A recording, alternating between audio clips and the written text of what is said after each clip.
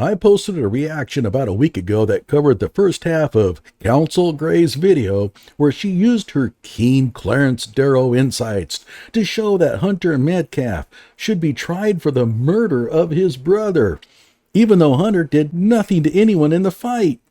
And I told you that the second half was even dumber, and you laughed. Ho, ho, ho, you said. Johnny Walker Dredd is saying he gets dumber, but everyone knows that part one is the dumbest legal take that one could ever offer. But you would be so dead wrong. Once you view this video, you'll be writing your apologies to me in the comment section. Hello out there. I am trying to get through. With his powerful brainwaves cradled in the warmth of reasoning, it's time for Johnny Walker Dredd to straighten you out on a thing or two. Emanating all the way from exciting Las Vegas, Oklahoma, it's the Johnny Walker Dredd Show. And away we go. And away we go. Okay, so one of the other things that people are saying is that, well, this was a simple dispute between kids. This was an immature. I saw one YouTuber, he described it as this is an immature something or other. No. Witnesses say, and there was a witness who came out, V. Kaylee M. She, I'm not sure if she was a witness, but she was a representative of the witnesses, I'll say. Even she acknowledged that they approached him, and within 5 seconds, they had already laid hands on him. She said in less than 5 seconds of approaching him, they had already laid hands on him. There's another witness that says that he was there with his two daughters, and he watched the two boys jump Karmelo. He said that Karmelo was sitting down, looking at his phone, reading his phone or something, and the two boys just started in on him, right? So this was not just a mutual fight. Amazing. She claims in another video to have 20 years of experience as a trial attorney, but she gobbles up an obviously contrived statement from some crackhead as truth. She would supposedly spend half of her adult life trying to get people to quit lying to her so that she can represent them effectively, and yet she has no bullshit meter. And what the hell is a representative of the witness? Because a mutual fight is a defense to assault. What a mutual fight requires, or what a mutual fight requires, that there's some kind of an agreement that this is where this thing is about to go, or God forbid they say, okay, let's meet outside the bar and let's fight it out in the parking lot.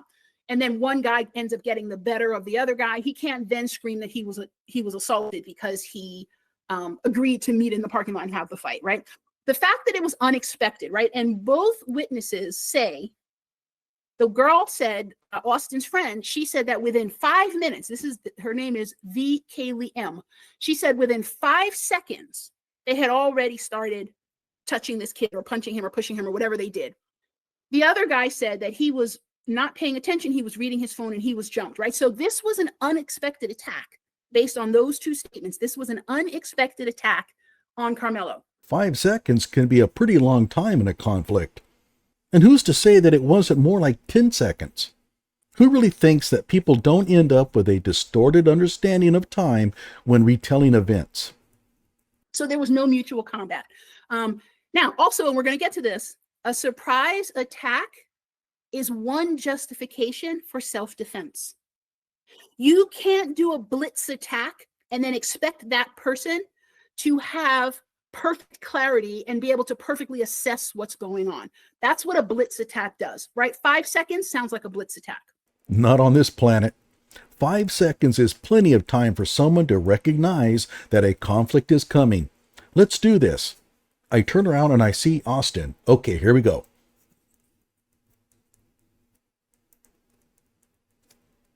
I mean, come on. Karmelo had plenty of time to reach into his bag, grab a knife, and taunt Austin twice. There wasn't time for Karmelo to know that he was in a physical conflict with Austin? Okay, so the other thing that I want to get into, now that we've established that there was a felony level assault by virtue of having the second brother there, which the witnesses have both said on both sides, I want to get into the self-defense, okay? And I want to do self-defense 202 because everybody online is doing self-defense 101, which is, this is self-defense 101. You can't Self-Defense 101, essentially everyone is giving you a truckload of manure based on what they think self-defense should be. Hurt somebody that's not armed. That's false. You have to meet the force with force. That is also false, right? Or I won't say that these are false. I will say that there are lots of exceptions and lots of work that the common law has done to shape the contours of what these phrases mean. So we're going to get into self-defense law 201, I mean. Well, why not 202? After all, you're about to give us twice as much manure as the others on YouTube. Okay. It says that deadly force is allowed if there's a threat of serious harm. Except that's not what it says. Let's go to the statute. A person is justified in using deadly force against another when and to the degree the actor reasonably believes the deadly force is immediately necessary to protect the actor against the other's use or attempted use of unlawful deadly force. No mention of threat. It says attempted use, not threat. And there's no mention of serious harm. It says deadly force. Texas interprets deadly force to mean serious bodily injury. Not just serious harm, serious bodily injury. How does Texas define serious bodily injury? The Texas Penal Code defines serious bodily injury as bodily injury that creates a substantial risk of death or that causes death, serious permanent disfigurement, or protracted loss or impairment of the function of any bodily member or organ. If you're going to teach Self-Defense 201, go to the actual statute. And do Austin's actions here look like they meet the definition of serious bodily injury? It does not say that the harm has to have happened. You just have to have a reasonable threat. And the argument that I would make is that if it's true that what the police report says, that Karmelo Anthony is 130 pounds, if he had potentially 450 pounds coming in his direction, right? Because there's also this idea that the two boys were each about 220, somewhere between 220 and 230 pounds each, right? So Karmelo is 130 pounds, and this will all come out, but that's what the police report says. And he was confronted with 450 pounds of a threat, right? So if there's the threat of serious harm, and if I weighed 130 pounds and I was confronted by 450 pounds, I would think that I'm in danger. First of all, Karmelo weighed closer to 180. That 130 pounds was probably taken from his driver's license that he obtained 2 years prior. I mean, I don't think that the police officer had a scale on him. So where's he going to get the weight from? The driver's license. There's no freaking way that Karmelo played on the high school varsity football team in Texas at 130 pounds. There's no evidence that Hunter accosted Karmelo physically. It was only Austin. And even Karmelo said that, or at least directly implied it. Okay. Also, there is no duty to retreat. A self-defender does not have to retreat. It might be wise. You might recommend it. You might personally at least try. I think I would try, but he's not legally required to, right? And we have seen this exact issue in Counsel doctrine, stand your ground, right? We have seen this litigated in the courts so many times that we know that he doesn't have a duty to retreat. You called Karmelo a self-defender. You haven't established that fact. And until you do, stand your ground is not even worth discussing. Standing your ground doesn't grant you self-defense. It only means that you don't lose whatever self-defense claim you legitimately had. I'm going to skip over her discussion whether V, and I don't know what V stands for, had a legal right to be there. It has no bearing on self-defense. So why even discuss it?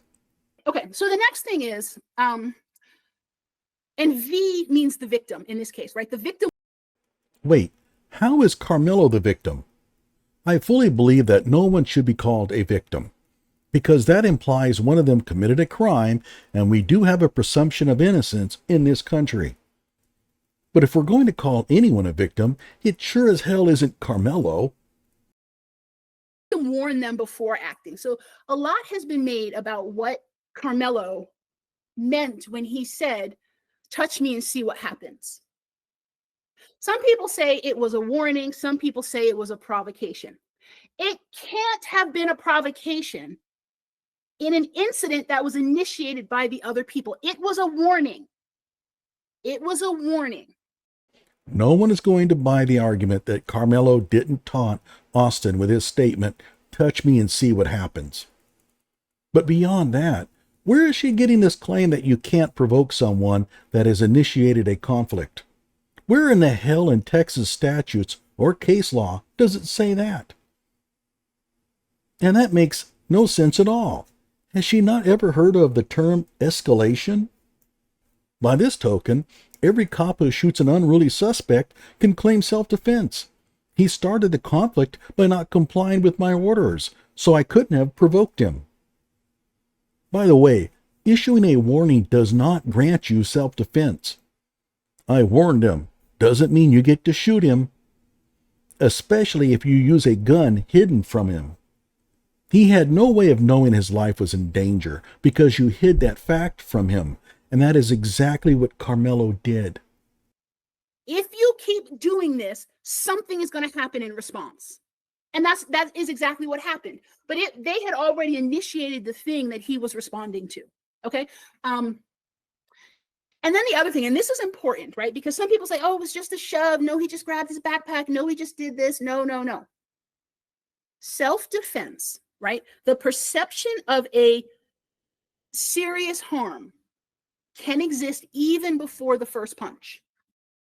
Again, Texas law states that you can protect yourself against the other's use or attempted use of unlawful deadly force. So just because I think he might use deadly force against me doesn't count. The dude has to attempt to use unlawful deadly force. Can you imagine what our society would be like if we followed her understanding of self-defense?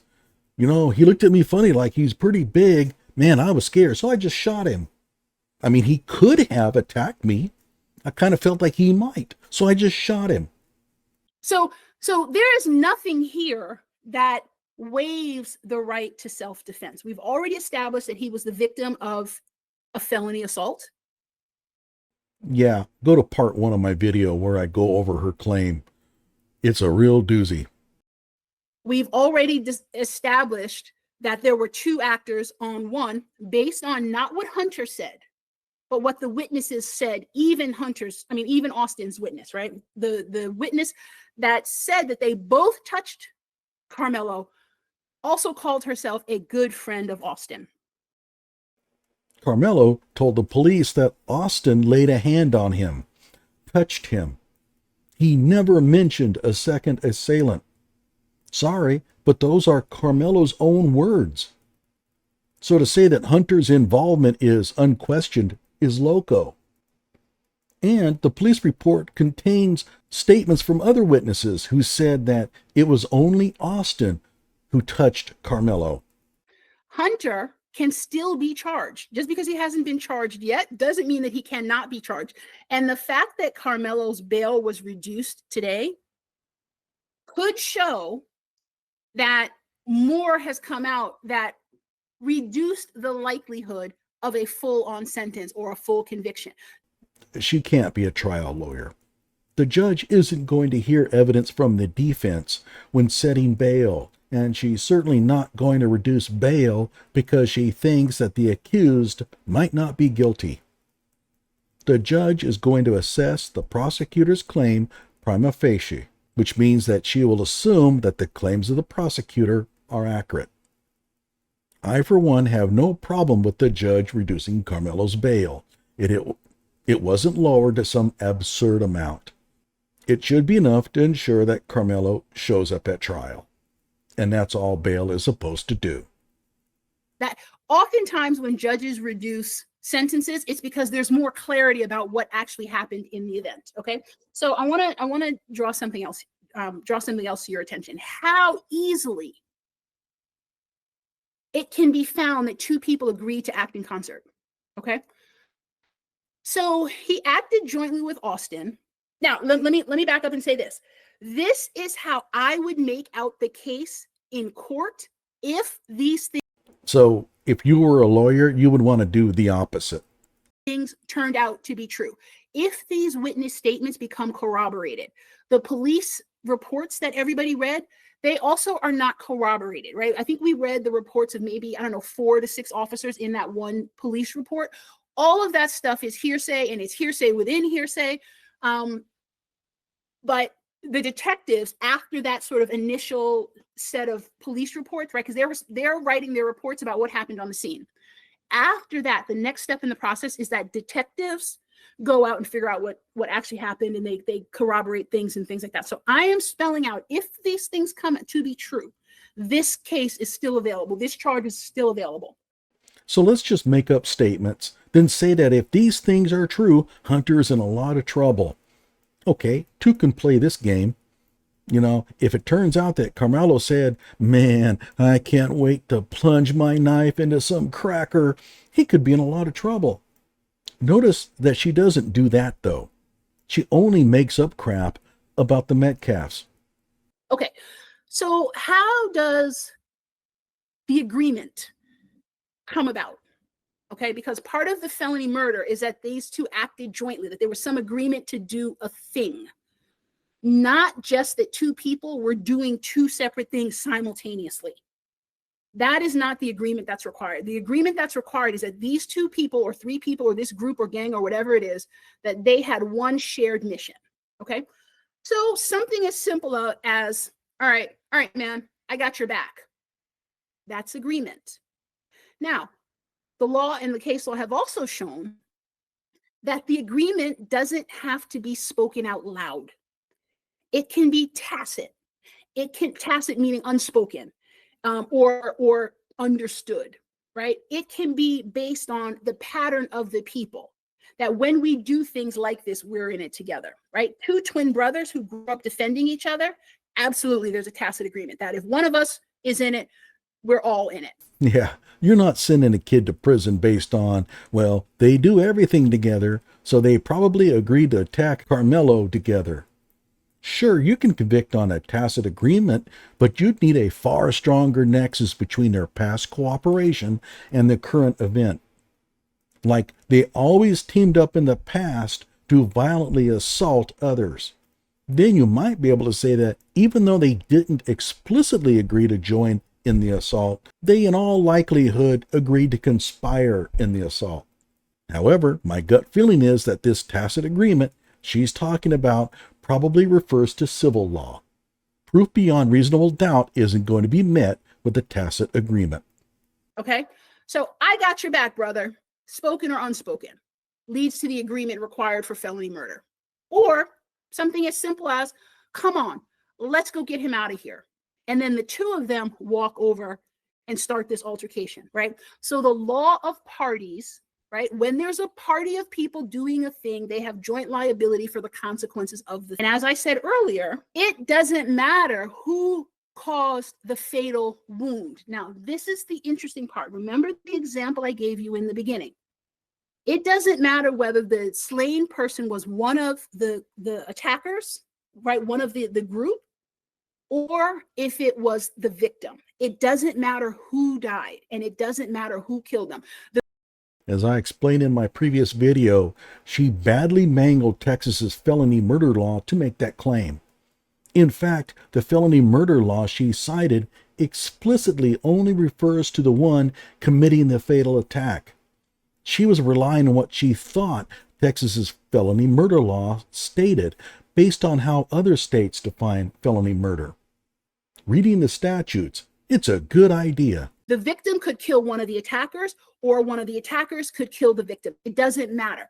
Everybody in that party is jointly liable for the death. Okay, so an example of that And we've seen a bunch of examples of this. So the sort of classic example is the one I gave you earlier. They go in to rob a store. The store clerk shoots one of them, right? The store clerk shoots one guy. The homie is responsible for that. Or vice versa.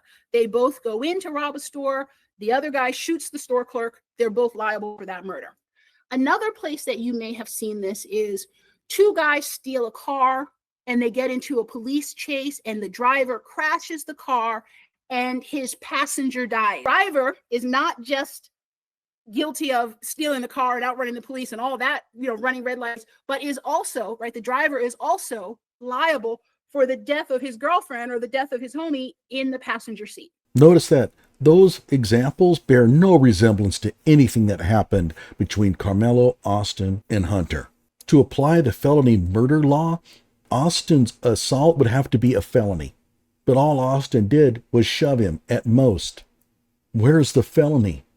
Okay, so it doesn't matter who caused the fatal wound. It also doesn't matter how it happened. It could be a gun. It could be a knife. It could be getting crushed.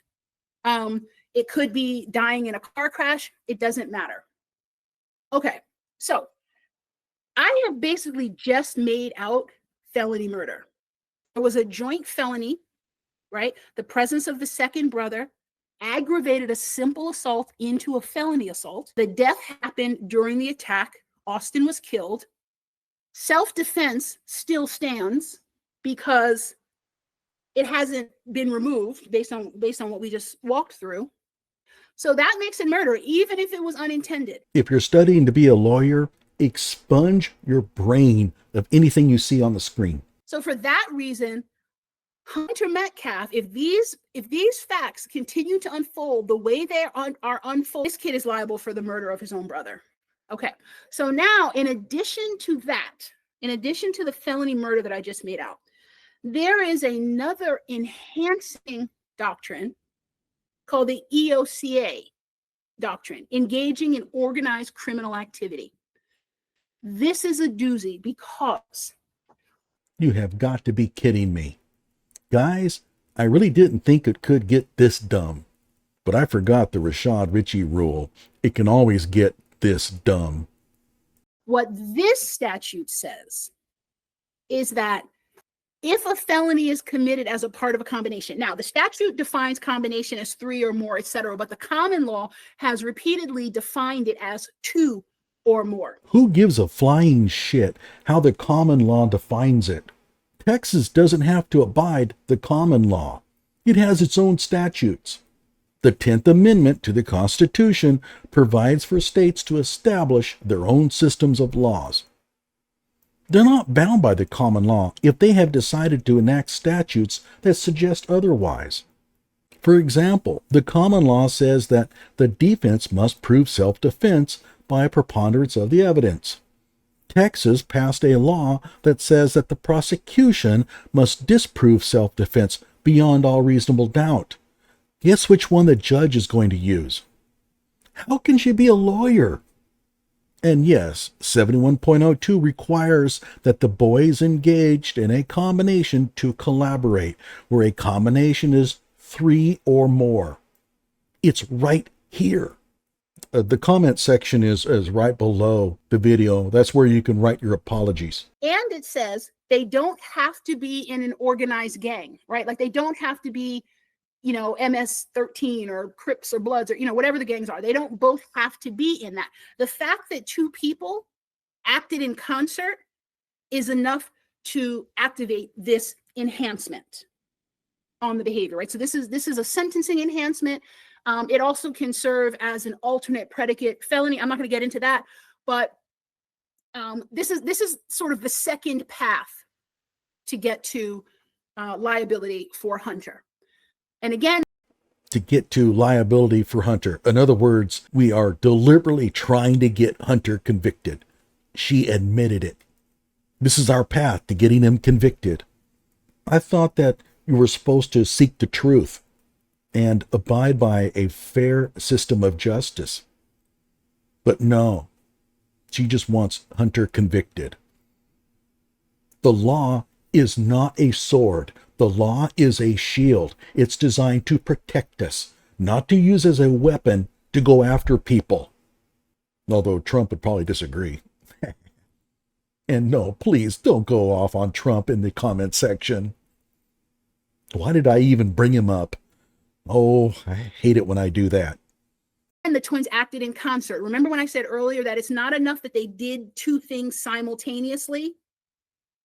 They had to both be doing the same thing, and they were, right? So their joint assault equals organized criminal activity. Now, this is designed to, I think the origin of this statute was probably to deal with what sort of traditional organized crime and really street gangs.